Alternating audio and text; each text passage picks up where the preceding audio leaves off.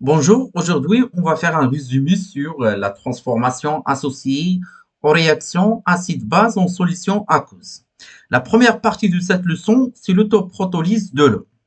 L'eau H2O joue un rôle d'un acide pour le couple H2O HO- et une base pour le couple H3O plus H2O. Pour cela, on appelle l'eau comme ampholyte ou bien amphotère. Donc, il y a la réaction entre les molécules d'eau dans la solution aqueuse, H2O plus traduit par la réaction suivante, H2O plus H2O, il va donner H3O plus HO-, c'est-à-dire 2H2O dont H3O plus HO-. Cette réaction-là, elle est très limitée.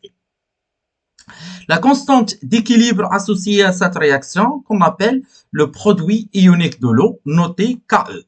Donc Ke est égal le produit de la concentration des produits, c'est-à-dire la concentration de H3O+, sur la concentration de HO- divise sur la concentration H2O, que l'on note la valeur, ou bien que l'on donne la valeur 1. Donc, finalement, on trouve que Ke est égal la concentration de H3O+, fois la concentration de H-.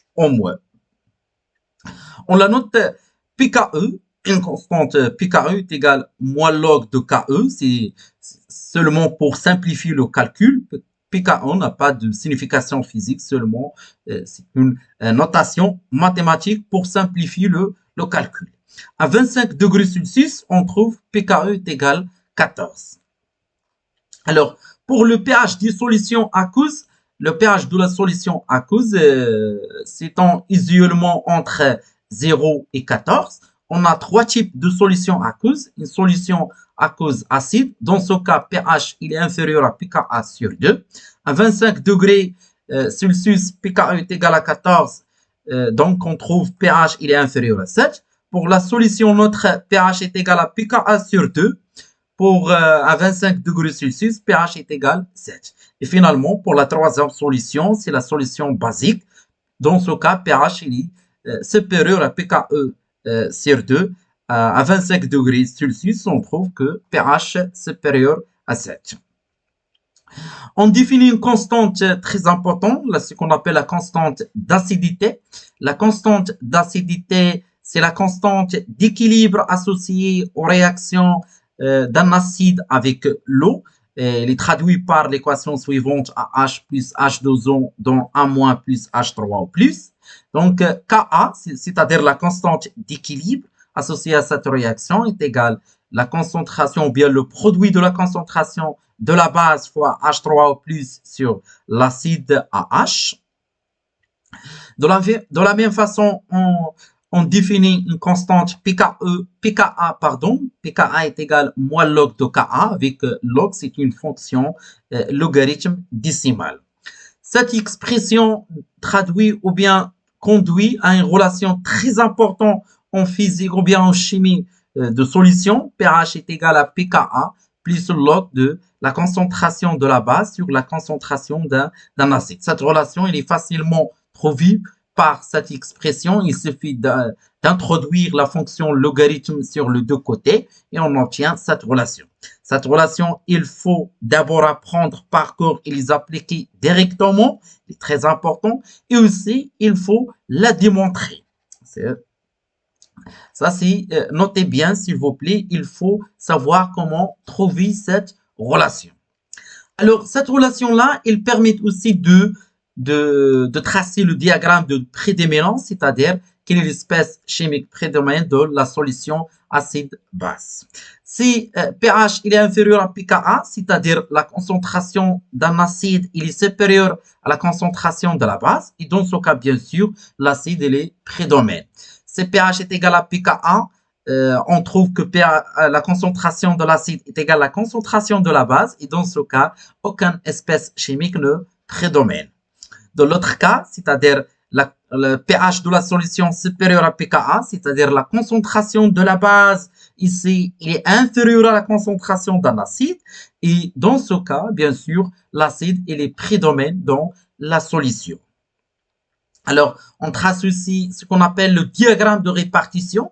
C'est un diagramme qui donne l'évolution de la concentration ou bien le pourcentage d'un acide et de la base en fonction de pH. Il est donné par la relation suivante. Le pourcentage d'un acide dans la solution acide-base est égal à la concentration de l'acide sur la somme de la concentration de l'acide fois plus la base multipliée fois 100, bien sûr, pour exprimer en pourcentage. De la même façon, on exprime le pourcentage de la base par la relation suivante qui est égale la concentration de la base sur la concentration d'un acide plus la concentration de la base fois 100. Le point d'intersection dans la valeur de, ou bien la projection de point d'intersection dans le pH de la solution. pH est égal pKa. Alors, pour la constante d'équilibre associée aux réactions acide-base, si on a une réaction entre un acide d'un couple de premier couple A1H A1- de constante d'acidité Ka1 et une base de l'autre couple acide-base A2H A2- de constante d'acidité Ka2, on obtient l'équation de la réaction suivante. La constante d'équilibre, bien sûr, est égale le produit de la concentration des produits sur la concentration des réactifs. Pour obtenir la constante d'équilibre en fonction de la constante d'acidité, il suffit de multiplier fois H3 au plus et le diviser sur H3 au plus, c'est-à-dire qu'on va multiplier par 1. Et on obtient facilement que K est égal à 10 à la puissance pKa2 moins pK1. Il est facile à trouver la valeur de la constante d'équilibre associée aux réactions acide-base. Finalement, vers la dernière partie, c'est comment comparer les acides entre eux et la base entre eux. Pour les acides, l'acide le plus fort, c'est-à-dire l'acide qui dissocie rapidement de l'eau, il est caractérisé par le taux d'avancement final plus élevé et le pH est le plus faible, Ka plus élevé et par conséquent pA il est plus faible. Pour la base qui est le plus fort, c'est-à-dire le taux d'avancement final est plus élevé, pH le plus élevé aussi, Ka est le plus faible et pKa est le plus élevé. Merci et bon courage et à tout à l'heure.